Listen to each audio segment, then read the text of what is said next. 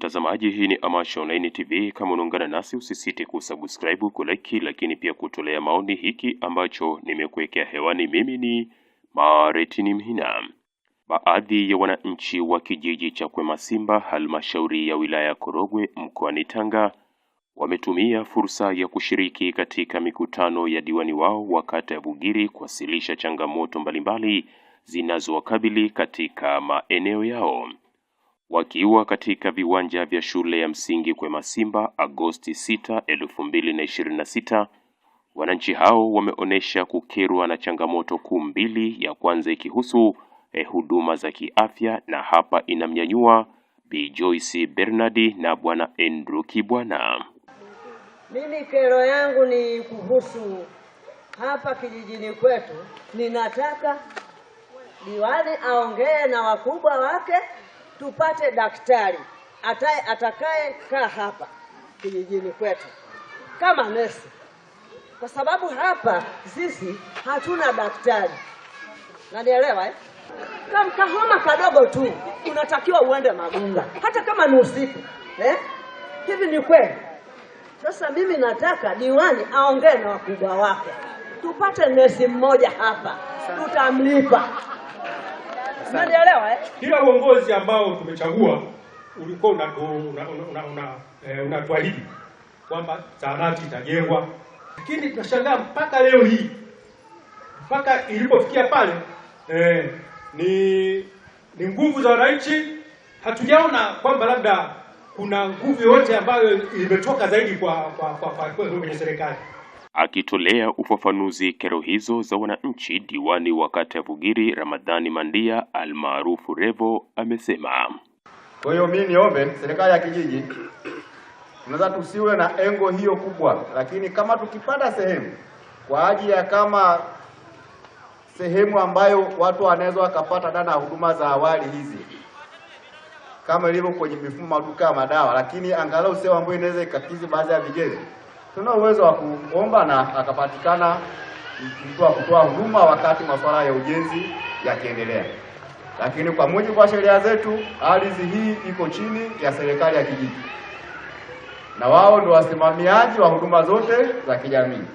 Kwa hiyo kwenye hili ombi sisi tuna uwezo wa kwenda, tunaomba sasa kwenye hili eneo kama tunaweza kupata, na italipiwaje, itakuwa kwaje, na mambo atakaa sawa, baadaye watu wasisumbuane, basi tunaweza tukaenda. Lakini sisi kama serikali kwa sasa nguvu yetu kubwa iko kwenye ujenzi wa zahanati ya kijiji.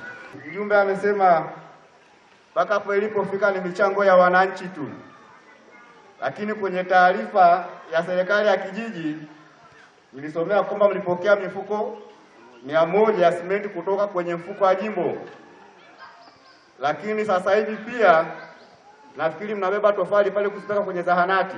Tofali 480 na ngapi, 83 zimetoka kwenye mfuko wa jimbo.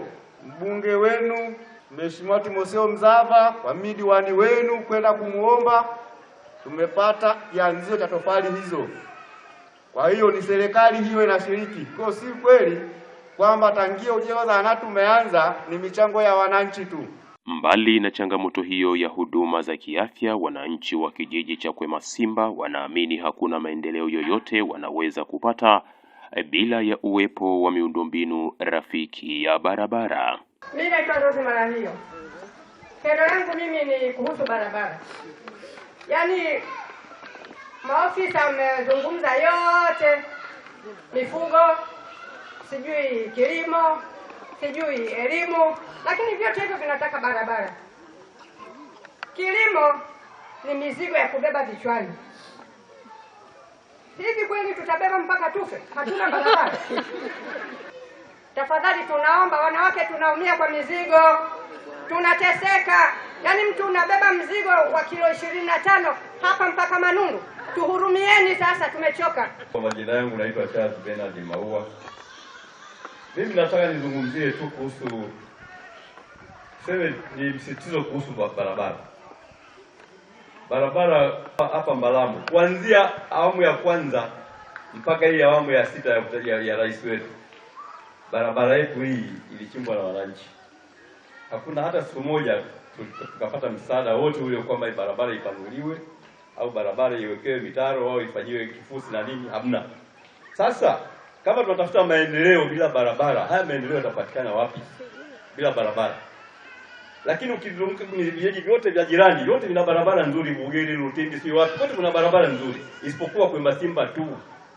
Na utakuta wananchi wanakata tamaa kweli, wanadai kwamba tuondoke Bugiri, twende wapi? Twende Msambiazi, kwa sababu hapa inaonekana Bugiri haijali maendeleo ya watu wa Masimba.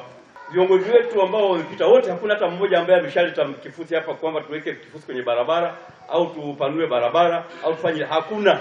Lakini kwa wenzetu magreda yanaenda yanatanua barabara, tunaona kwa macho kabisa hivi.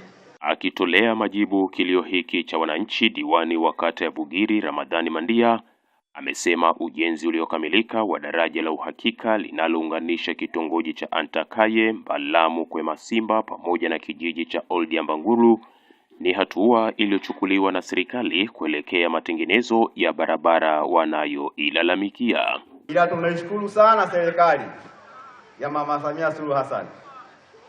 Lakini pia tunamshukuru na mbunge wetu, diwani pia na uongozi wote uliokuwepo na ambao pia na sisi tumelisi humo tunaendeleza.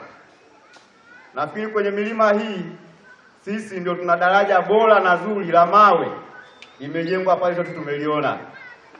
Ni hatua za ukarabati wa barabara huo.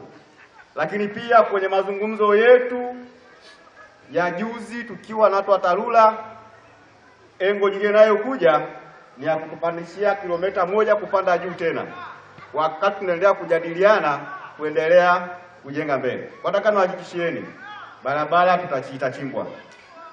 Kwa sasa taarifa ambayo tunayo cha juzi ni kwamba mkandarasi anayekuja kumalizia barabara atakiwa aje kilomita nyingine 1 kupaka juu. Kwa tuzungumza kwamba atatoka pale chini kwenye kile kidogo chekundu mpaka hapa kwenye serikali ya kijiji. Majibu alionipa maana ni kuwa mkandarasi ashapatikana.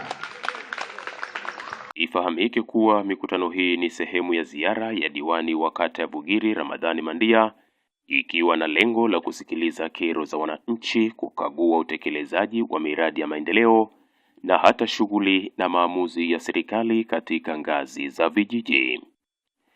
Kutoka katika kijiji hiki cha Kwemasimba kilichopo halmashauri ya wilaya ya Korogwe, mimi ni Martin Mhina.